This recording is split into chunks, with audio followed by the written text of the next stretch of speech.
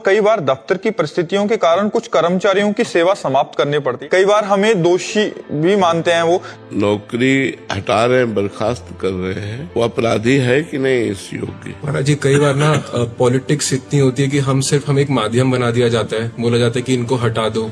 नहीं, ऐसा तो गलत है, क्योंकि किसी के जीवन निर्वाह के लिए जो नौकरी मिली हुई है उसका पूरा परिवार उसके साथ जुड़ा हुआ है। अब केवल अपने मनो अनुकूलता और प्रतिकूलता को देखकर नौकरी हटाने से आप भी दोषी उसमें पाए जाएंगे भागवतिक कानून में। तो प्रतिकूलता और अनुकूलता मेरी नहीं देखनी, कानून की देखनी है, अधिकार की देखनी है। कई ऐसे सच्चे सेवक होते हैं जो अपने धर्म से विरुद्ध नहीं जाते, और यदि उनकी नौकरी हटा दोगे तो तुम्हारा प्रारब्ध बन जाएगा और तुम्हें भोगना पड़ेगा फिर। और अधिकारी जन उनसे रुष्ट हो जाते हैं और अधिकारी के अनुकूल नहीं चलते और उनकी नौकरी हटा दी गई तो वो धर्मात्मा है। उनकी जो आपने दुख वृत्ति प्रकट की वो आपको भोगनी पड़ेगी, आपको और आपके बड़े अधिकारियों को भी। एक चीज और है महाराज जी, कई बार जैसे कंपनी लॉस में चल रही होती है तो वो बोलते हैं कि लोगों को हटाओ, तो वो भी एक पाप ही हुआ या क्योंकि कंपनी अब ये दूसरा चैप्टर हो गया, वो चैप्टर अलग है। अब ये चैप्टर है कि हमारी क्षमता नहीं कि हम 500 आदमी रख सके। अभी तक 500 आदमी रखा, अब हमें 300 आदमी का निर्वाह कर सकते हैं, अब वो बात अलग हो गई। मर्जी, अगर वो दोषी है